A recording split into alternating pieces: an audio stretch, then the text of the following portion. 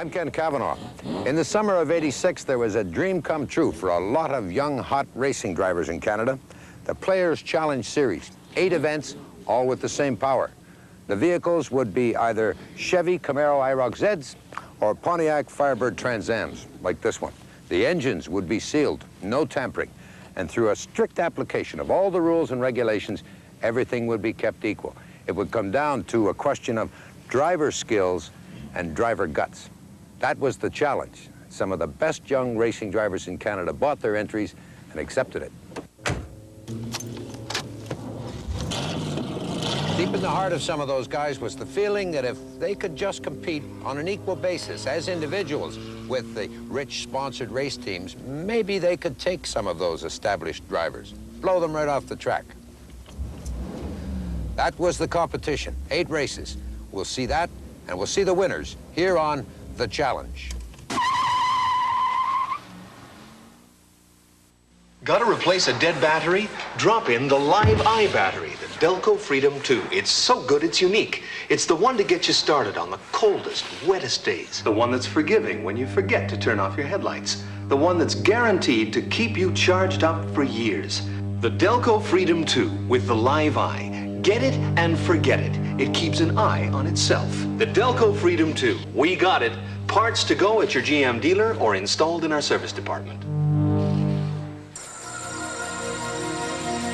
Heat is on the street inside your head. It's the Pontiac beat and the beat's alive. Oh, oh, oh, oh, oh, oh. Caught up in the action, I'll be looking out for you. Oh, oh, oh, tell me, can you feel it? Tell me, can you feel it? Pontiac, the heat is on, it's on the street.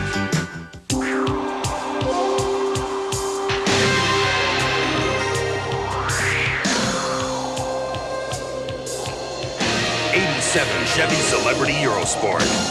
The hot-looking road machine with the performance hardware to make it really sizzle. It's hard to believe it's a family car at a Chevy price. 87 Chevy Celebrity Eurosport. Family value from Chevy. Way to go, Chevy!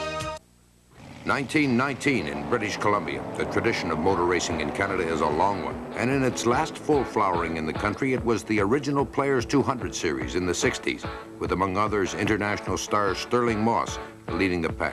In recent years, the IROC Z series in the United States and internationally has proved that mono events, races with the same vehicles, all Camaros in this case, were a definite challenge event and excitement for the fans.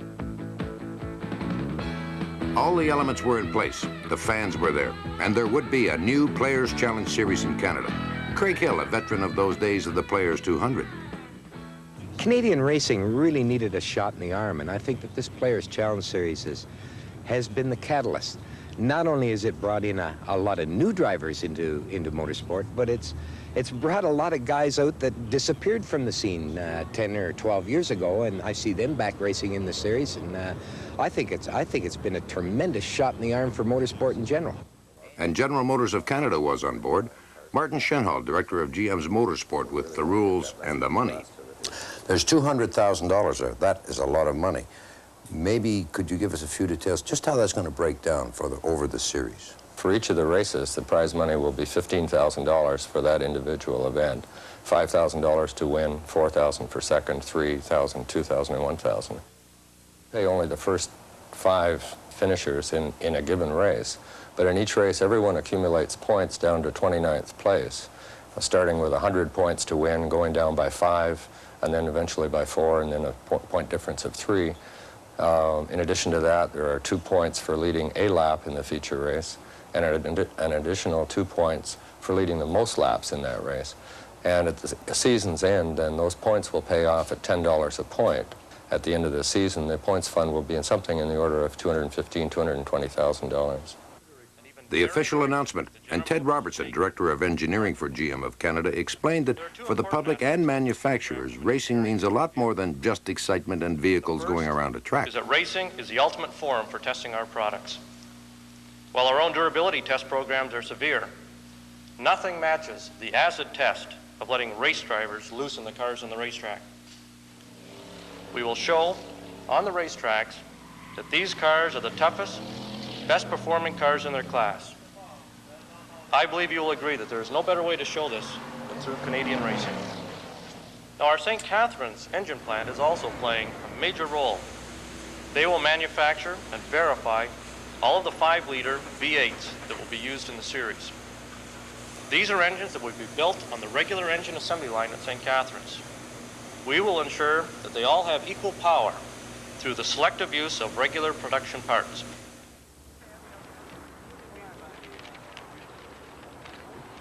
The Chevy Camaros and the Pontiac Trans Ams are delivered for the first drive-away. A condition of the whole series being that the cars must be driven to the track for each event. There's an unexpected demand for vehicles and for entries, and as they roll off the lot, there are a total of 74 cars purchased for the series.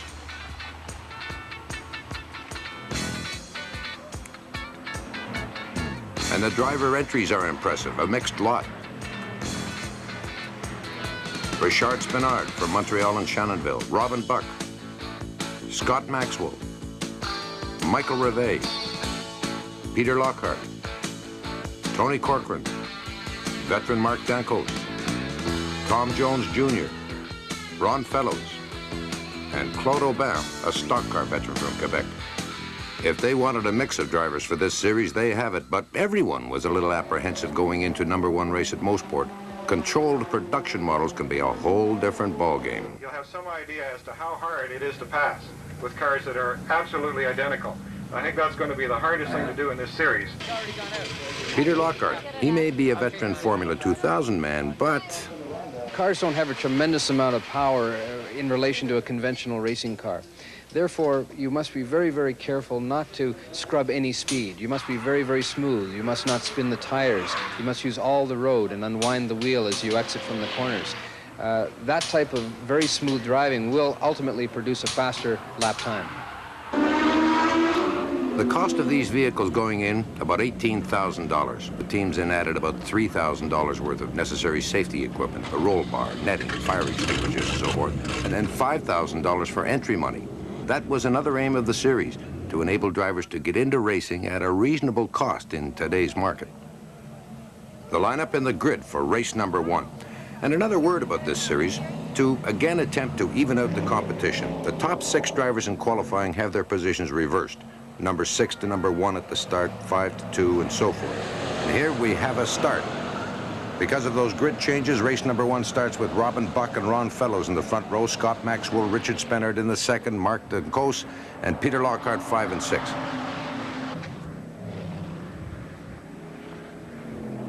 Robin Buck is out to an early lead. He's held it for 3 laps. One of the challenges that seems to be apparent here is the size of the field. 40 cars out there, and they seem to be moving up to top speed just a little gingerly. But as they spread out, they seem to be finding that line on the first corner here at Mosport. Another item about the size of this field, after qualifying times were run yesterday, a consolation race was held for those who didn't make it then. But the top 6 cars from that consolation were then moved up into today's feature.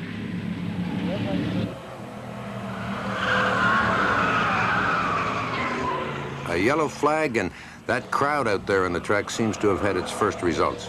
2 cars out, but after a quick cleanup, and the officials tell us there were no injuries, the race gets underway again. As had been predicted, Richard Spinard settles down and takes over a lead that he holds until the end of the race. Third place, Peter Lockhart. I'm satisfied with today. It's the first race. It's a long series, and I'm looking forward to being up here last on the podium.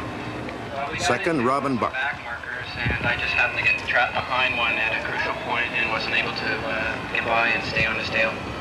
And the winner, Richard Spinard. The winner's circle here at Mosport. Hearty congratulations, Richard Spinard. Thank you. Lockhart And a is reminder for everyone about the stiff rules, Robin Buck is disqualified from second place due to an incorrect setup of his timing belt.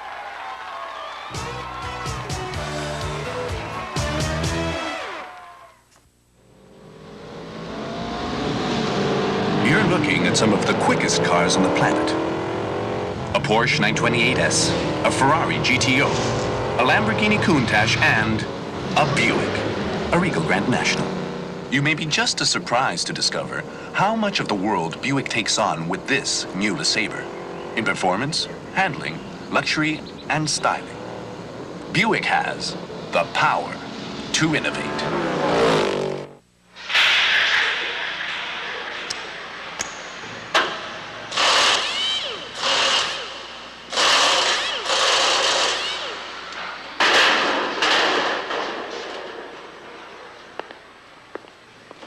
Wherever you get it fixed, if you don't insist on genuine GM body parts for your GM car or truck, well, who knows what kind of parts you'll be getting.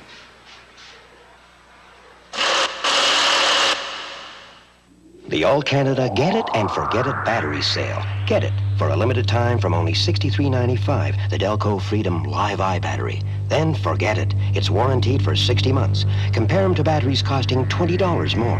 Delco Freedom, the Live Eye battery. Now several models specially priced from $63.95. Sale ends January 15th, 87. Get it and forget it. It keeps an eye on itself. At participating GM dealers or Delco battery retailers where you see this sign. June 1st, race number 2, Mosport. The weather did not cooperate. A cold and sometimes rainy day. But a routine appears to be settling in for the drivers and their teams. The GM Motorsports Center is the hub of all the pre-race activity. Times can be checked, questions about procedure asked.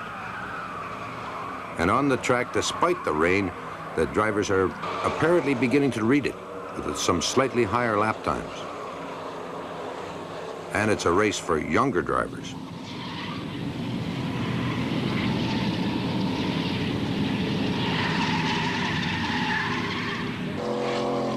Tom Jones Jr. of Thunder Bay, an early leader. Scott Maxwell pressing him.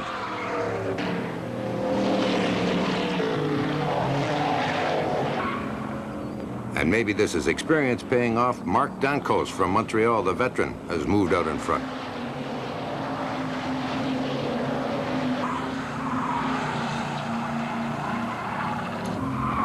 But for the last 8 laps, Robin Buck of Willowdale has had the lead. And that's the way it ends. Robin Buck out in front.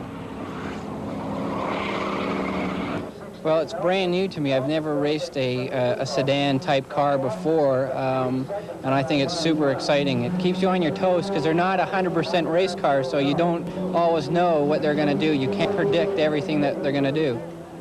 Montreal's Mark Dancos. He slipped 1 position, but held on for 2nd place. He's coming off retirement, don't forget, and he likes these production cars. The kind of racing I like the best. I mean, I've been doing that for a long time, and this is really, you know, driver's ability, which is a lot of fun. It's a lot tighter. You can only do so much to the cars, so it's harder to pass. It's harder to get away from somebody. It's a lot competitive. The grid will be covered, like the first 10 will be covered by a second, which in Formula cars doesn't tend to be. But it's a lot different. You really got to be on top of it. And Scott Maxwell, number 3. By the way, Richard Spenard, a DNF in that race.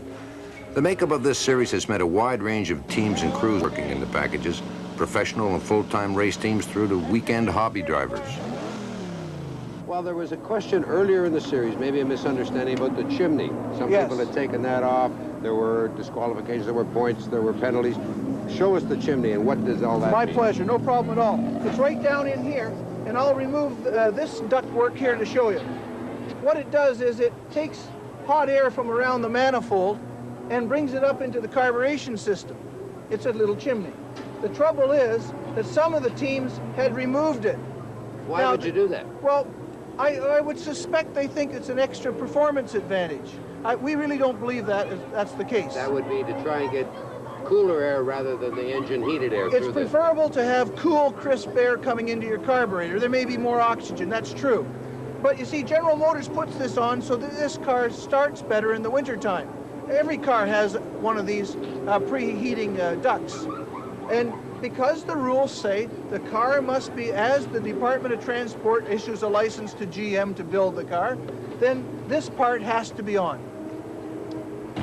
High Tech and Murray Craig of Vancouver, a late entry from Town Centre Chevolds and Sherrod Haddad, arriving with full computerized assistance.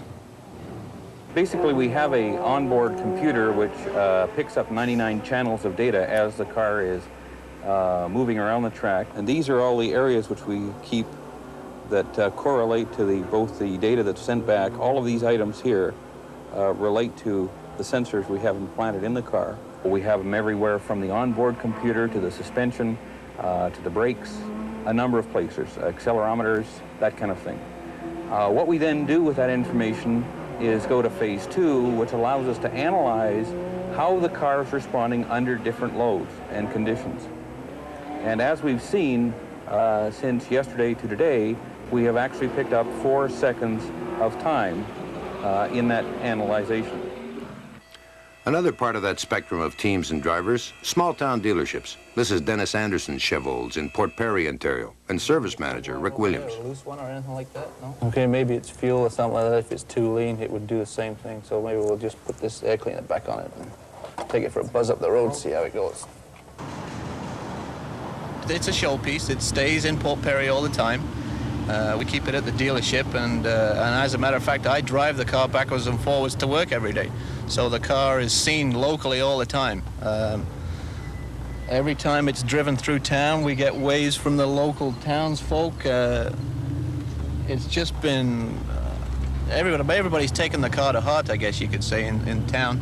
This town is very sports-oriented anyway, and this thing really got them excited. We saw a lot of local people at the track at Mossport. They gave us a lot of support.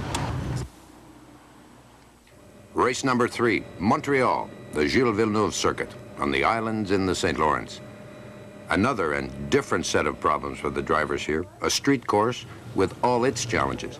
Not very many of the challenge drivers were experienced on this circuit, and the large crowd out for the Grand Prix on the same card were very interested too, to see just how street-legal production cars were going to race on one of the toughest tracks in Canada. Peter Lockhart, paying special attention in the pits, said it for everyone, really. This is a very, very difficult course to drive for a couple of reasons. The Montreal Grand Prix course is only used once a year. There's no opportunity for the teams to come here and practice. And the course requires about double the amount of shifting that you would find at a track like Mossport. We're on the brakes constantly. However, it's very challenging, and I think you're going to see some very close racing here. Going to the grid, the pole position, Mike Revet, Scott Maxwell, number 2. In the second line, Mark Dankos and Scott McCall. 5th and 6th, Richard Spinard and Robin Buck.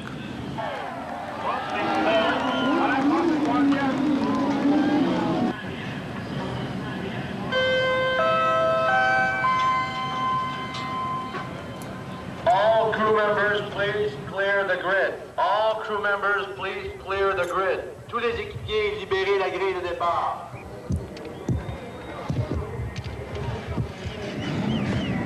Some Montreal flash. And we have a start.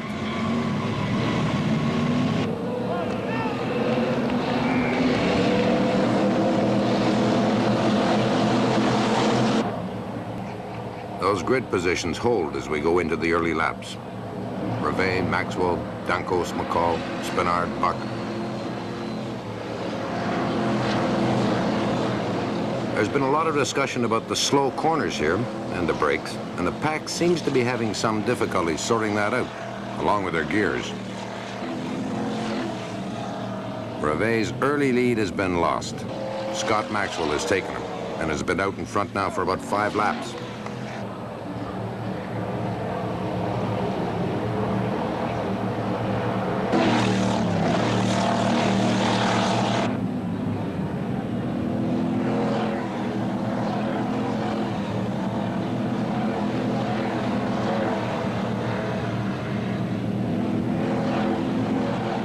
Spinard and Buck having their own private challenge, and both of them moving on young Scott Maxwell.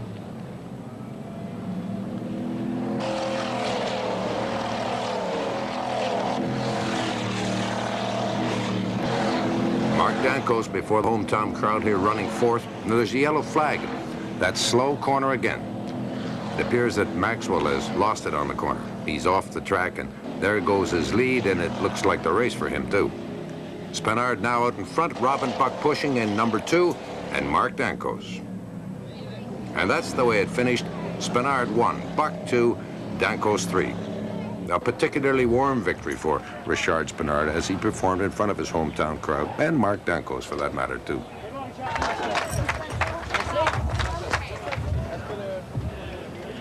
This circuit may have been established for formula racing and big cars, but these production cars, Camaros and Trans Ams, have proven their point. They can do it and provide a lot of exciting, tough competition.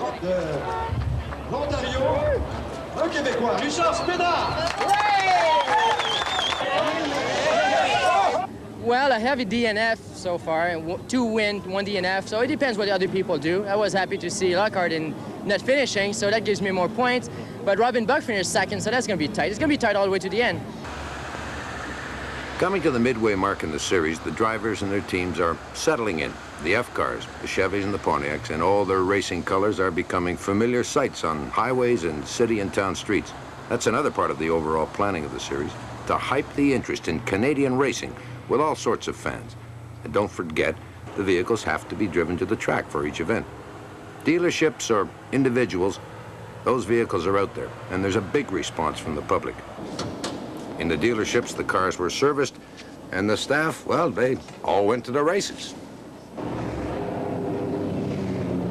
The camaraderie that's built up with the members of our staff, keeping these cars on the go and prepared for the track is something exciting. It's promotion, you know, that indirectly can make more sales, but our involvement is really, our involvement more is along the employee morale side.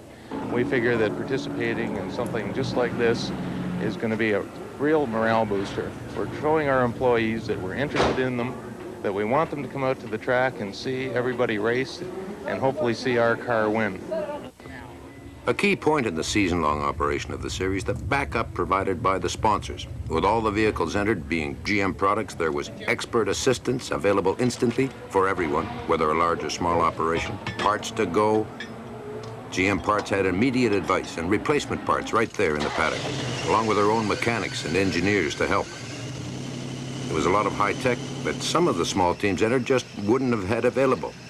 And all of it means for the series to attempt to level out the power and the costs to keep the challenge on as even a competitive basis as possible.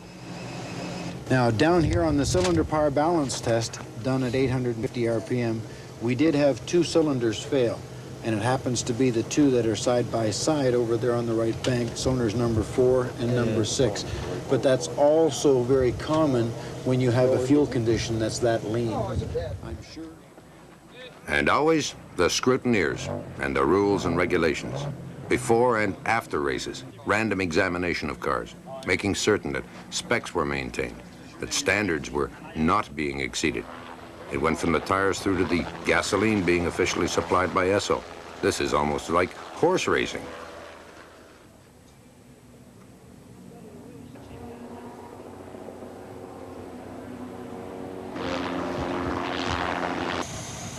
Some people had their problems, as Wayne Harper unfortunately found out on one check. I'll be writing you up for 11 degrees, which is above spec. There will be an exclusion hearing this afternoon. What that means generally is that your qualifying times will be thrown out and you will be allowed to start at the back of the consolation. Even from the first heat. Race number 4, a beautiful summer day, a large crowd, and the Mosport track never looked better. A serene look, but the pre-race excitement is very tense. The drivers are up for this event. They know now just what the competition and the challenge is.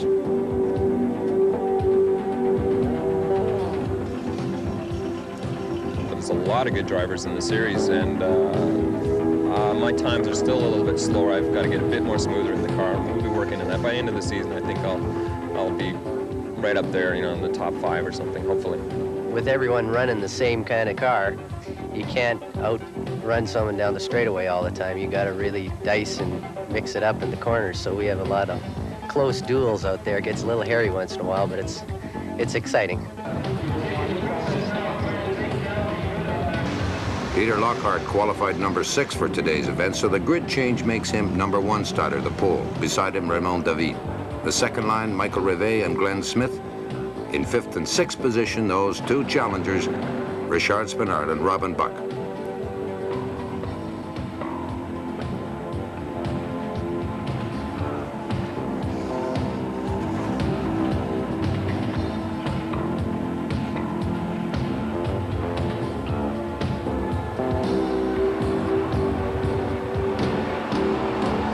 And they have a start.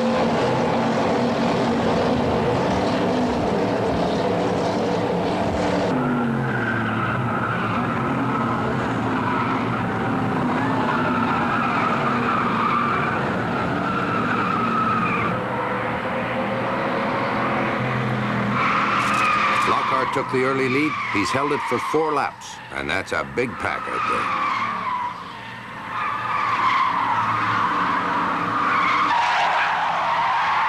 You can tell the pressure is on, and we have 2 vehicles. It looks like Jim Slack, number 90, and Mike Hart, 78, losing it there in the number 1 corner. No injuries, though. Drivers possibly just being that little bit over-anxious in the midway mark race in the series. The field moves by without trouble, however. They're quite clear of the action, and Robin Buck is beginning to make his move.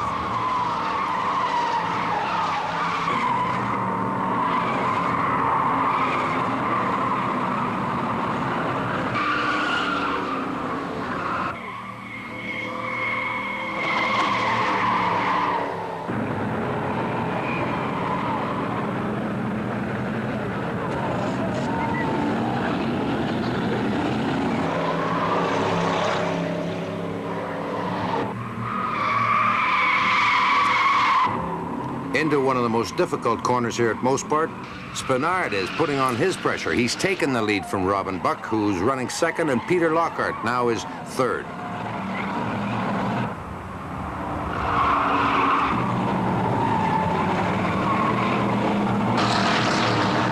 Scott Maxwell at this point, number 4. And it looks like Robin Buck has had some trouble on the backstretch. His pit crew is looking for him. If we sort that out, the finish apparently is Spinard, Lockhart, and Maxwell. And that's it for race number 4.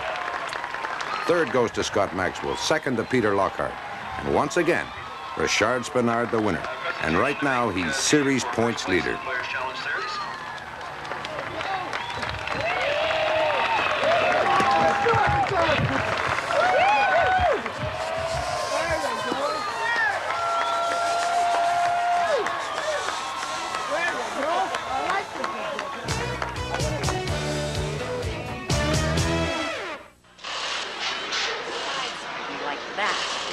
For you by Friday, Mrs.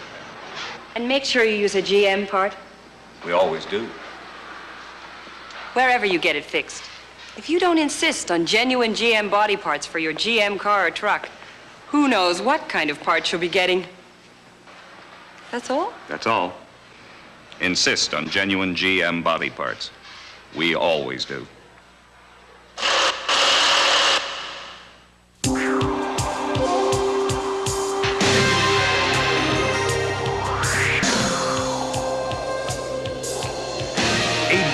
Chevy Celebrity Eurosport.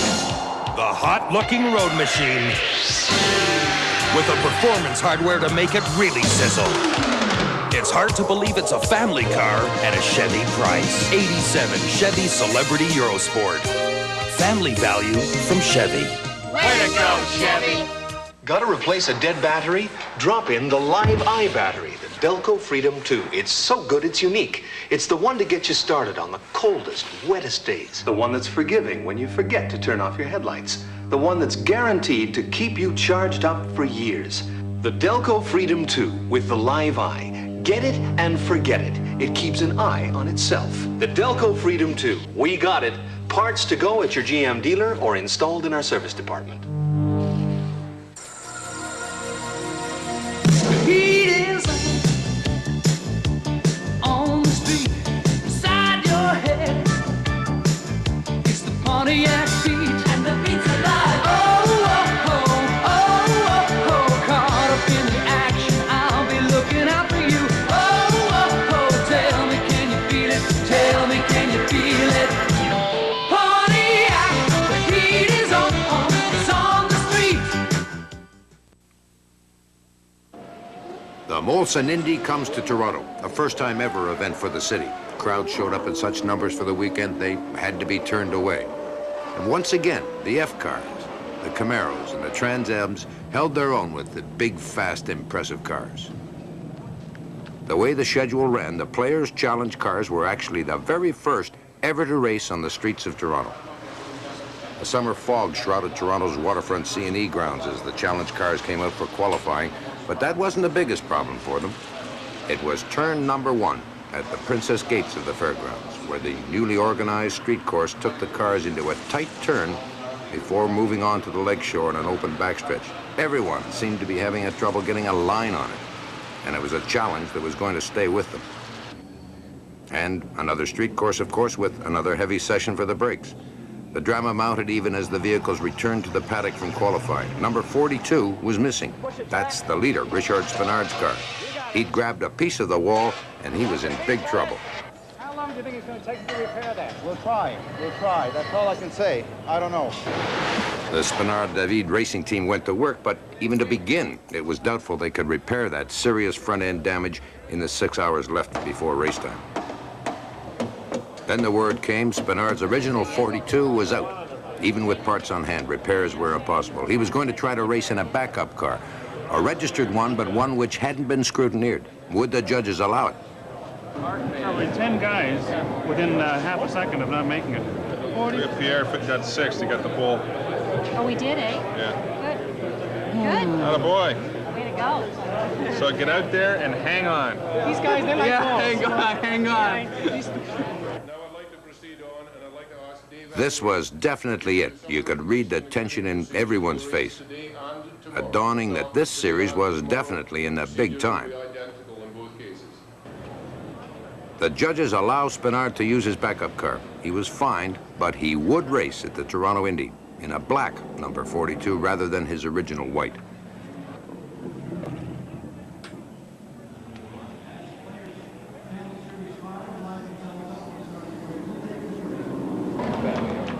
An impressive sight as the 40 vehicles come down to the start line.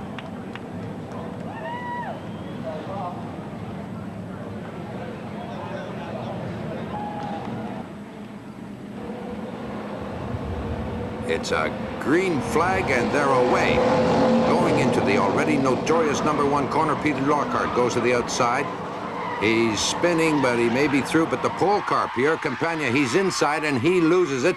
We have a real traffic jam. No damages that we can see, but it's a mix-up.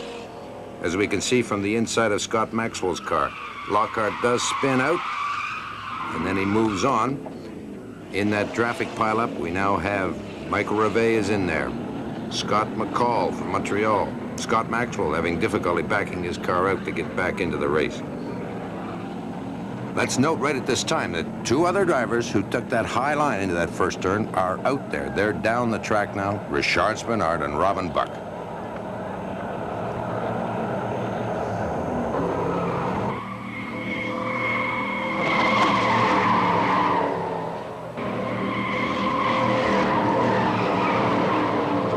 As they sort themselves out in these corners, the early scene has Robin Buck leading, Spenard second, and after a few changes, Derek Johnson of Montreal has moved into third.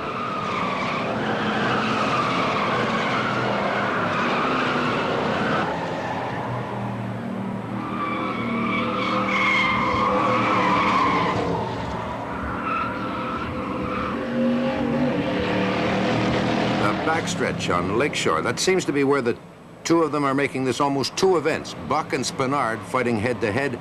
The rest of the pack some distance behind them. There's another change. Spenard has overtaken Buck.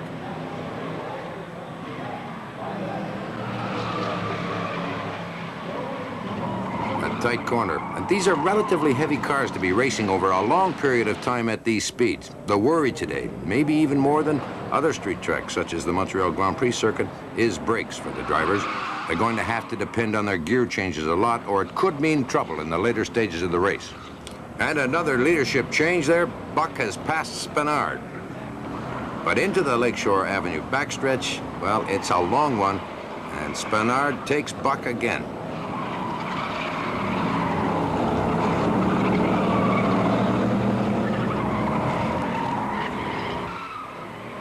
Wayne Harper's still in there. He's running third. The leaders haven't got it all their own way. Down into the Princess Gate corner again, and it's Buck over Spenard. They're moving into the last lap. It's still a car race between Buck and Spenard. That's a long backstretch. The worries of earlier in the day could come true right about here. And they do. Buck appears to run out of brakes. He can't make that tight corner. He has to go into the runoff. He's able to back and fill, it looks like. Maybe get back into the race. They're still moving out on that track, but he's going to do it. He's back in. A narrow miss there with Wayne Harper as he moves onto the track, but that leaves Richard Spenard well out in front and the winner of the event. That's the way it finishes. Spenard the winner. Wayne Harper third, and surprisingly, even after his run out on that corner, Robin Buck back in there to get number 2 position. He looks a little down, but after driving like that, who's to say?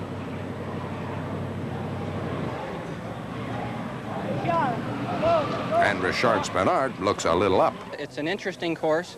It's a course where you can get a good rhythm going. As far as the last lap, we just, Richard and I, we tried to break each other going into the Princess Gates there, and we both ran out of brakes, and I went ahead, and I knew right then I was going to be in trouble going down to the hairpin, and that's what happened. I got on the brakes, and I didn't have anything, and I had to overshoot and go down the emergency road and turn around and come back. And that was it. We've been trying for 4 races to figure out what our problem was.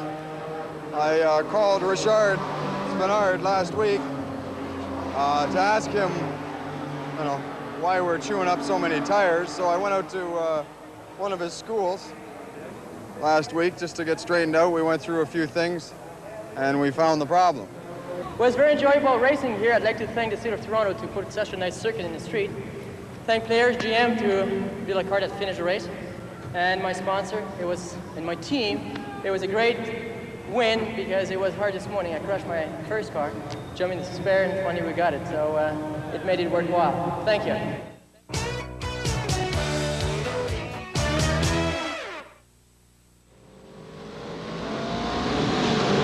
You're looking at some of the quickest cars on the planet. A Porsche 928S, a Ferrari GTO, a Lamborghini Countach, and a Buick, a Regal Grand National. You may be just as surprised to discover how much of the world Buick takes on with this new LeSabre, in performance, handling, luxury, and styling. Buick has the power to innovate. The All-Canada Get It and Forget It battery sale. Get it for a limited time from only $63.95, the Delco Freedom Live Eye battery. Then forget it. It's warranted for 60 months. Compare them to batteries costing $20 more. Delco Freedom, the Live Eye battery. Now several models specially priced from $63.95. Sale ends January 15th, '87. Get it and forget it. It keeps an eye on itself. At participating GM dealers or Delco battery retailers where you see this sign.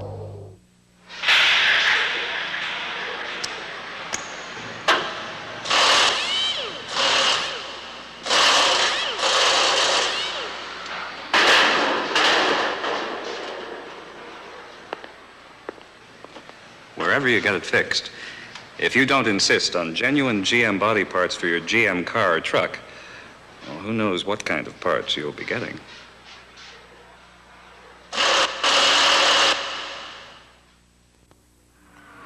An historic race for Toronto and money's worth for Vans, but there are big fields racing in this series.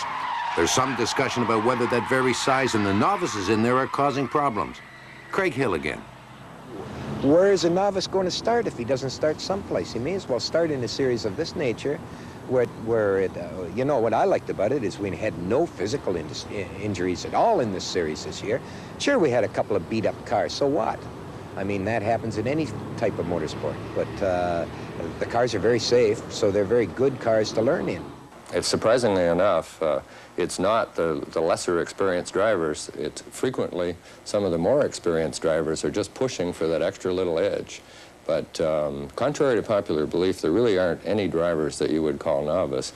All of these guys have significant experience, perhaps not in road racing, but some of the guys have come from karts. Other drivers have come from the stock car circuit, but they all have a professional license and a minimum of a full season's experience.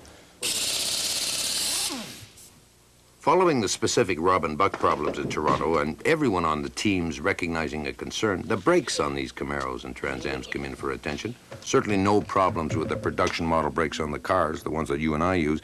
It was just the heavy duty and constant high speed wear they were getting on the track. General Motors, R&D, had an answer. but just for the racers. Because of running basically 2 street races in our series of 8 races, it's an excellent opportunity to try a heavy-duty brake option, if you will, that someday might find its way into the, as an option in normal production. Throughout the series, as it attracted young drivers and more experienced ones, there was a feeling of, well, comfortable competition among those drivers, help and hints for each other. And Wayne Harper wasn't the only younger driver to travel to Shannonville, Ontario, just east of Belleville, to talk with Richard Spenard at his racing school, his full-time job. Tony Corcoran, whose hometown is in Elgelberg in that area, also showed up. His background is stock car, and that challenge is different. I'd been interested in doing some road racing now for a couple of years while I was racing the Circle Track and NASCAR North, which is a small Grand National Series. And so I needed to get some pointers and some refresher on some road racing skills, and also to help me obtain the proper license. So you want to be sure that you use enough brake and blip the throttle, and when you downshift, you don't have that compression that takes over, and the car doesn't feel squealy when you come in the corner. Okay. So make sure you work on that brake pressure, especially the braking point. So if you try to brake late, you have to rush your gear in.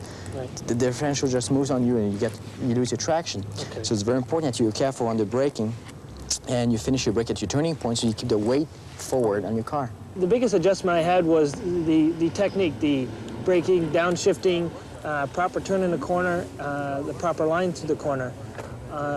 I was always used to turning left, and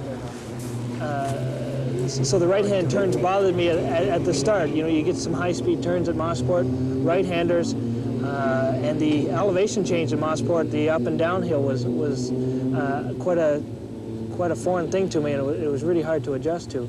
It was not the speed that bothered me. Actually, it was the sensation from cresting over a hill and having a right-hand turn at the same time.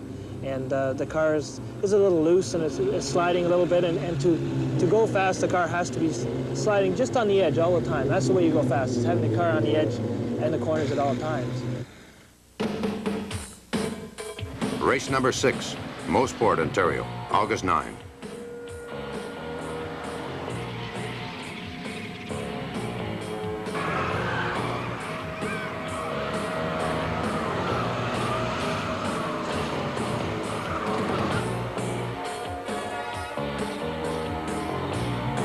Very quickly again, it becomes a Robin Buck-Richard Spenard duel, with the pack bumping and grinding on the corners, but pressing all the time. An item to remember here, there are points to be made back throughout that field of 40 cars. And on top of that, these drivers are gaining the experience and the know-how that's going to serve them and Canadian racing well in future seasons, even if they don't make the podium today.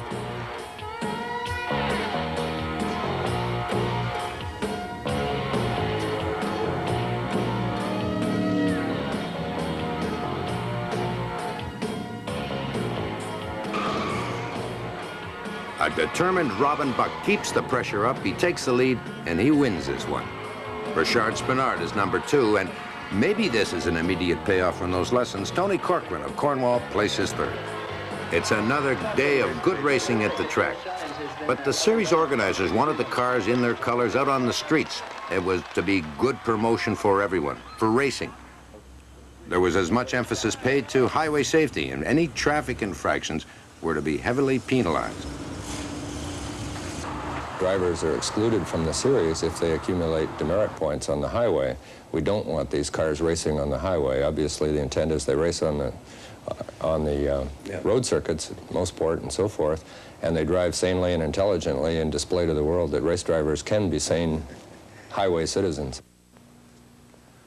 The tires for the entire series were by Goodyear, stock tires on the shelf for the public. But one of the areas in which the race teams were allowed some modifications for the track was this one.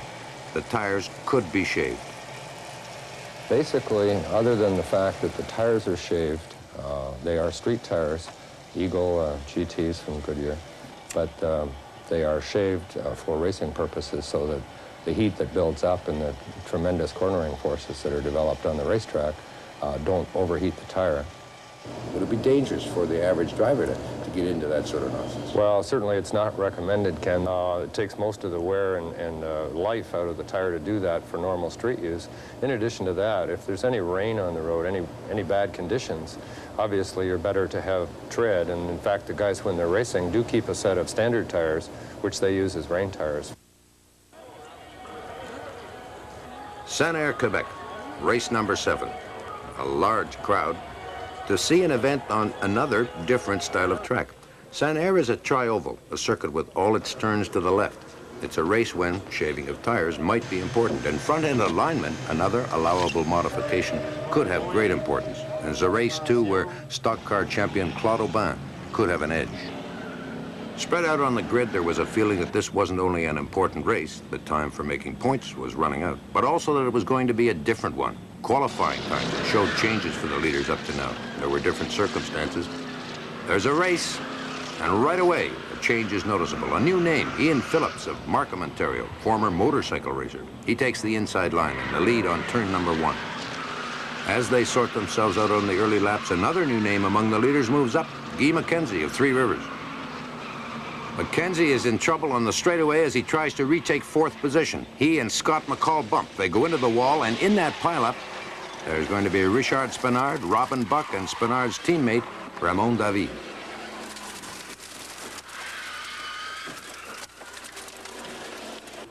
The cars of both the series leaders, Spinard and Buck, are out of the race. The front-end damage is just too much. And as the race resumes, it's another bitter moment for Robin Buck. Right, we were just one race down on Richard, and he was involved in that accident, and this would have been a break for us if we had been able to get some points in it. We'd been able to close the gap so we could, at the last race, make a real fight for the championship. A green flag, and Saint-Air becomes a race between Ian Phillips and Claude Aubin. But the experience of Claude Aubin shows, and within a lap or so, Aubin, with his stock car background, is out in front. Scott McCall takes a run at Aubin, but he's held off. Ron Fellows from Belleville is running up there. Fellows challenges, and he moves into 2nd. We have to say it again, the bank track of Saint-Air gives that extra edge to drivers with stock car experience. Aubin is well out in front with Fellows and McCall trading places, 2nd and 3rd.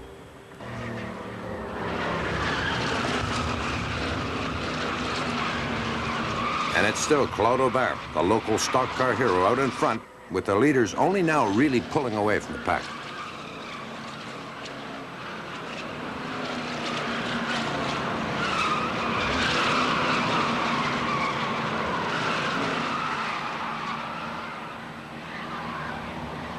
Aubin still leads. Fellows and McCall are keeping him honest. They're swapping 2nd and 3rd. McCall, he has to get points for being persistent throughout this race. He tries to take Aubin.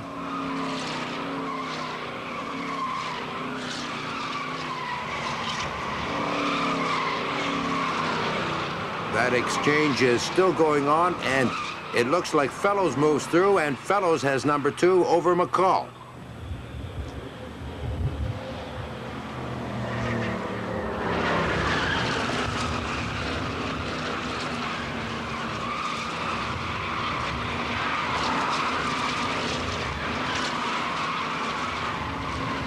It's the final turn. Going into the finish, Aubin, Fellows, and McCall.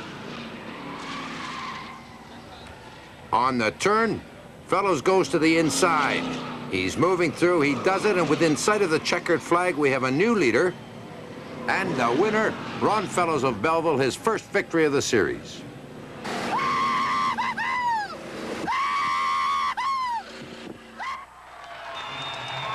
Fellows wins Saint-Air, Claude Aubin 2nd, Scott McCall from Dollar-des-Emerauds 3rd. He pulled away just a little bit on the second last lap. And I come in at the start of the last lap, I closed up and I'm going into 1. I thought, well, I'll stick my nose in at the last corner to see what happened. I tucked inside, I didn't want to lose it. And he just got a little bit sideways. I didn't, and up towards the wall, and I got through. It's one of those things. One more lap, who knows what would happen.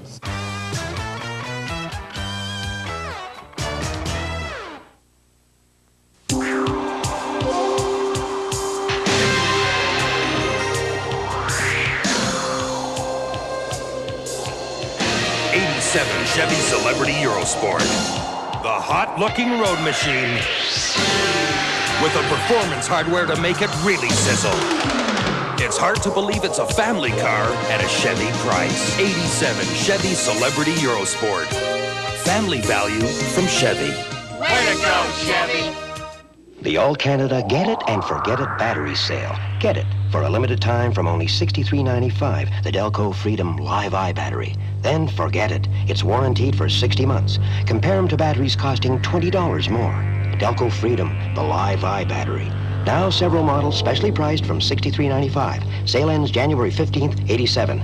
Get it and forget it. It keeps an eye on itself. At participating GM dealers or Delco battery retailers where you see this sign. Heat is on the street inside your head. It's the Pontiac beat and the beat's alive. Oh, oh, oh, oh, oh, oh. Caught up in the action, I'll be looking out for you. Oh, oh, oh, tell me, can you feel it? Tell me, can you feel it? Pontiac, the heat is on, it's on the street. The order was in for perfect weather for race number 8, the final, and back where it all started in May of the year at Moseport, Ontario. This is it. Just qualifying isn't enough. Qualifying times for that starting grid are even more important. This race is going to be a real shootout because everyone's going for broke, and there's a lot of us that are really close in the points. I think any one of the top 7 or 8 guys can still win the championship today. I think everyone's going to really hang it out today. I think there's going to be a lot of action because everyone wants to do well. It's the last shot at it. It's going to be very, very hard to beat Spinard's. You know, he's just too good. Richard Spinard is here, of course, but in a different car. It'll be a yellow number 42 this time out. We are legally allowed to put him out in another car, and another competitor lent Richard this car because this is the last race and it's for the championship.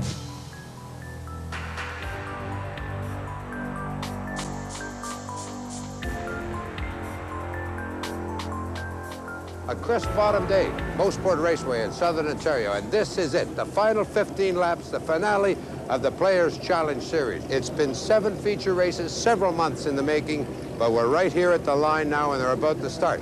The question is, this car, number 42 today, driven by Richard Spinard. Is he going to go out and go for it, or will he hold back?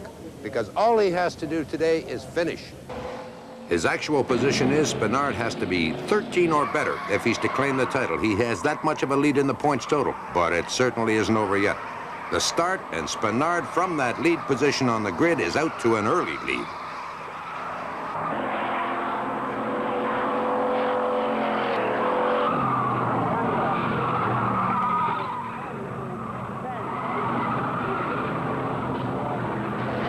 A serious accident on the short stretch as they turn down from number 1. 2 vehicles involved, and we have a stop to the race.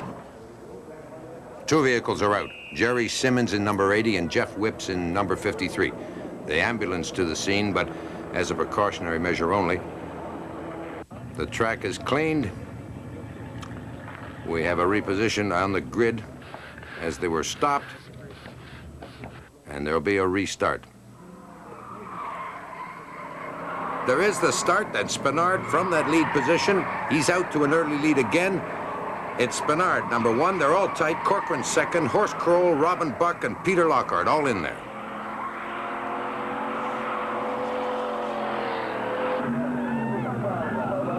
Robin Buck is moving up. If he's been determined in past races to catch Spinard, his tough luck breaks in the last lap in Toronto, the accident that took him out at Senaire. Those events have made him even more determined today. As you can see from inside, he has passed Tony Corcoran, and Robin Buck moves out. He takes Spinard, and he's got an empty track in front of him. This is the run for the money.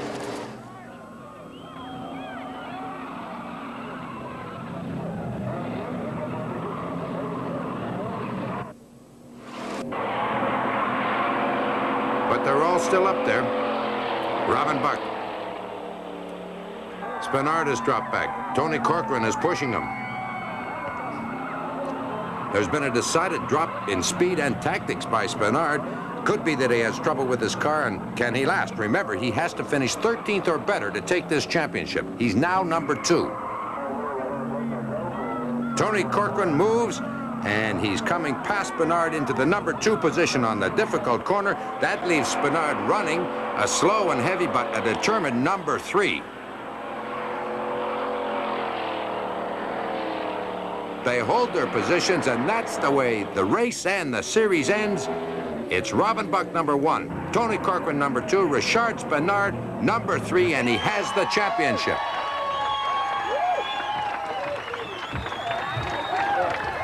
Thank you.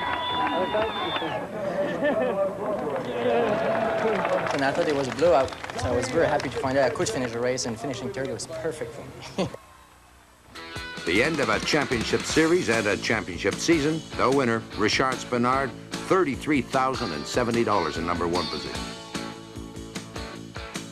Michael Rivet, he's second, 533 points, $10,330. Robin Buck, $28,190.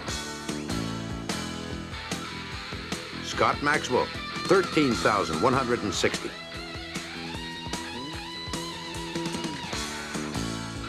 Tom Jones Jr., $9,020.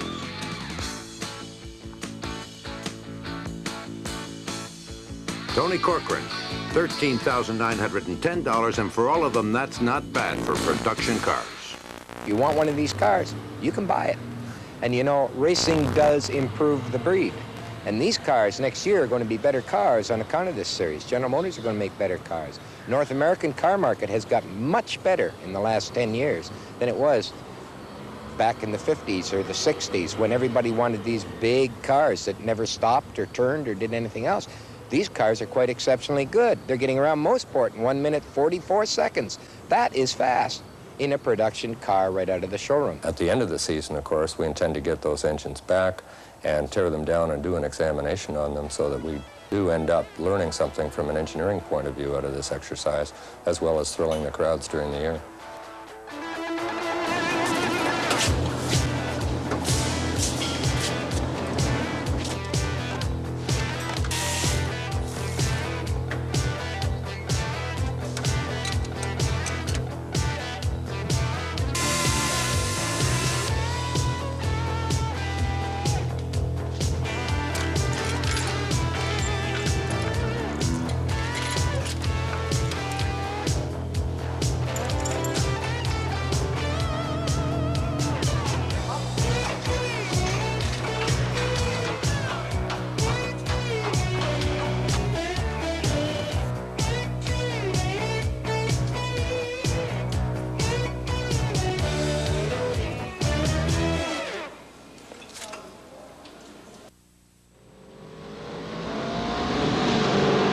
Looking at some of the quickest cars on the planet.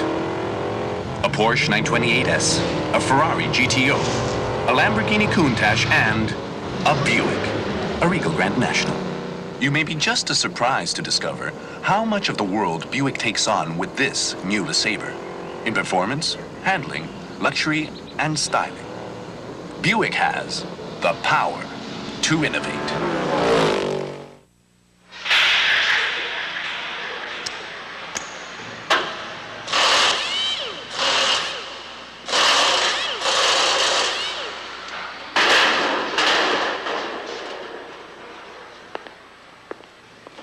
Wherever you get it fixed, if you don't insist on genuine GM body parts for your GM car or truck, well, who knows what kind of parts you'll be getting.